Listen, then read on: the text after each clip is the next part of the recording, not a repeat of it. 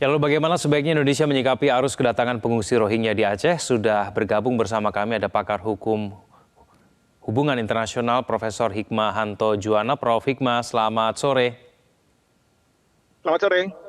Ya, terima kasih atas waktunya Prof. Hikmah. Prof. Hikmah, dengan banyaknya pengungsi Rohingya yang jumlahnya sudah mencapai 1.400-an, dan kemudian terakhir ada dugaan TPPO di sana, apa yang harusnya kita lakukan terhadap pengungsi ini, Prof?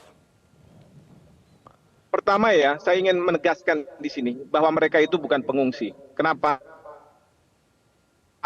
Kalau kita baca dengan baik konvensi pengungsi tahun 1951 yang kita tidak meratifikasi maupun Perpres 125, pengungsi itu adalah mereka-mereka yang dikejar, ya, yang dikejar di negaranya, dipersekusi. Nah, ini harus diverifikasi. Sampai dengan hari ini mereka ini belum diverifikasi oleh UNHCR. Jadi UNHCR yang melakukan verifikasi. Sampai hari ini belum ada verifikasi dan karenanya mereka adalah pendatang gelap, karena menurut undang-undang keimigrasian kita, orang yang masuk ke Indonesia harus mempunyai buku paspor dan yang kedua harus diperiksa di tempat pemeriksaan imigrasi. Nah, sebagai pendatang gelap tentu pemerintah Indonesia bisa mengusir mereka, melakukan deportasi ke negara asalnya. Jadi kalau menurut saya kita harus tegas mengenai masalah ini.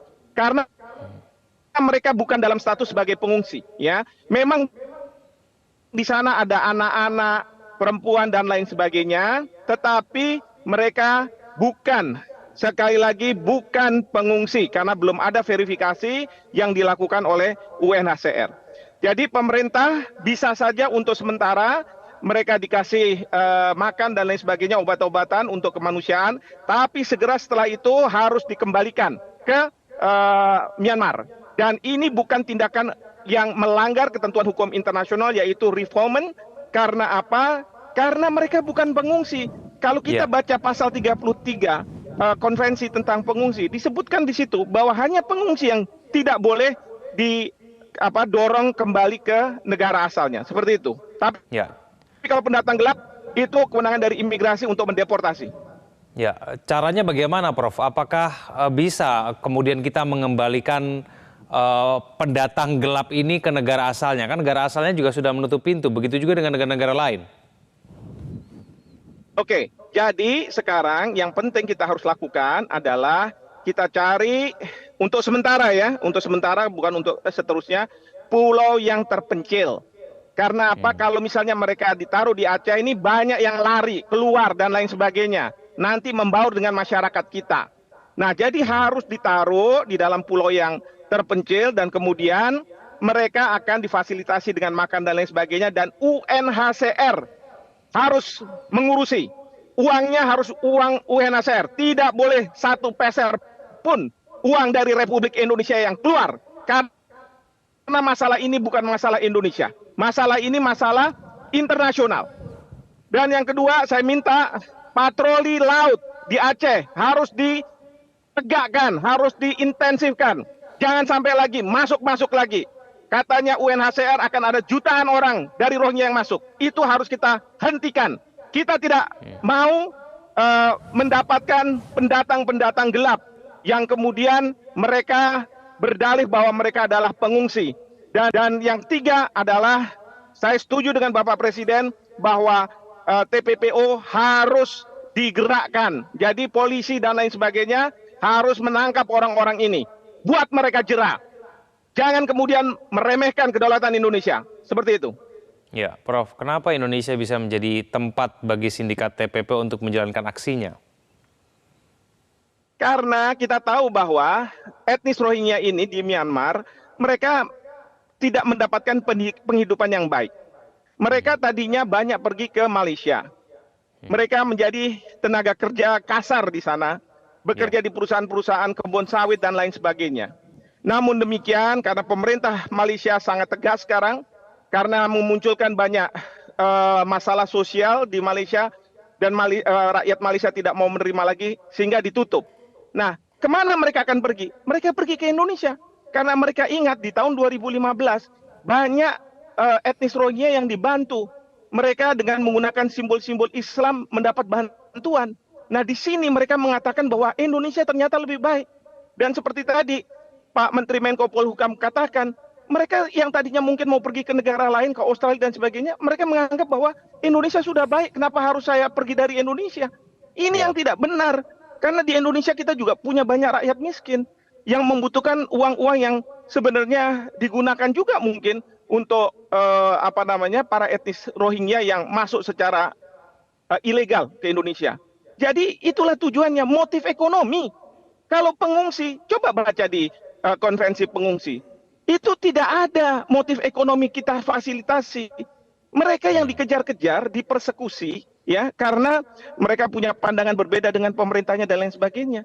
Tapi itu pun harus diverifikasi oleh UNHCR. Nggak begitu saja kita cap, kita label bahwa mereka adalah pengungsi. Tidak. Ya. Saat ini mereka adalah pendatang gelap, ya, illegal. Orang-orang asing dari luar negeri. Begitu.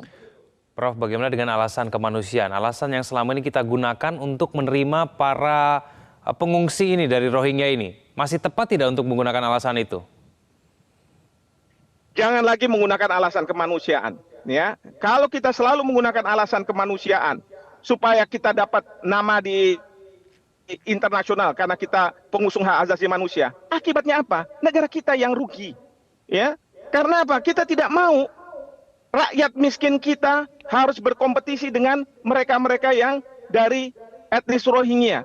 Mereka nanti difasilitasi di tempat-tempat yang enak, makan 3 kali pasti dijamin dan lain sebagainya. Sementara rakyat miskin kita belum tentu mereka mendapatkan hal-hal seperti itu.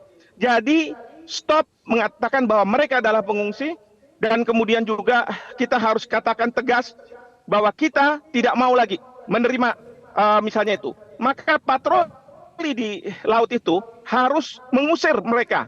Seperti juga yang dilakukan mungkin oleh Malaysia, oleh Australia, juga mereka melakukan hal yang sama kok. Kembalikan saja ke tempat asal mereka. Apalagi sekarang sudah ada sindikat. Orang-orang dari Bangladesh. Ya, coba orang-orang dari Bangladesh coba yang menjadi sindikatnya. Artinya mungkin juga bukan dari etnis Myanmar. Dan biaya yang dikeluarkan juga tidak kecil. Jadi gimana ceritanya kalau mereka ini adalah pengungsi yang harus dikasihani? Alasan kemanusiaan. Kalau terus-terusan kita bicara alasan kemanusiaan untuk hal-hal yang tidak pas gitu ya, karena mereka adalah pendatang gelap, ya kita akan dimanfaatkan terus. Dan yang menjadi korban adalah kita, kepentingan nasional kita, seperti itu. Prof Hikmat, tapi ada aturan internasional dilanggar tidak kalau kita memulangkan mereka ke tempat asalnya ataupun ke tempat lain begitu? Tidak ada. Itu yang saya tadi katakan, kalau kita baca ketentuan pasal 33 dari Konvensi Pengungsi tentang refoulement, mengembalikan itu kalau mereka sudah mendapat status sebagai pengungsi. Tapi sekarang ini kan mereka statusnya bukan pengungsi. Mereka itu adalah pendatang gelap, tidak menggunakan paspor, kemudian juga tidak diperiksa di tempat pemeriksaan imigrasi. Maka sekarang pemerintah Indonesia juga nggak tahu berapa jumlah persisnya yang masuk ke Indonesia, dan mungkin ada berapa orang yang lari, yang kemudian membaur dengan masyarakat kita. Kita nggak tahu. Karena apa? Tidak melalui pemeriksaan imigrasi, tempat pemeriksaan imigrasi. Seperti itu. Oke. Baik, Prof. Terima kasih atas waktunya bersama kami di Metro hari ini. Selamat sore, Prof Hikmat. Jelajahi cara baru mendapatkan informasi. Download Metro TV Extend sekarang.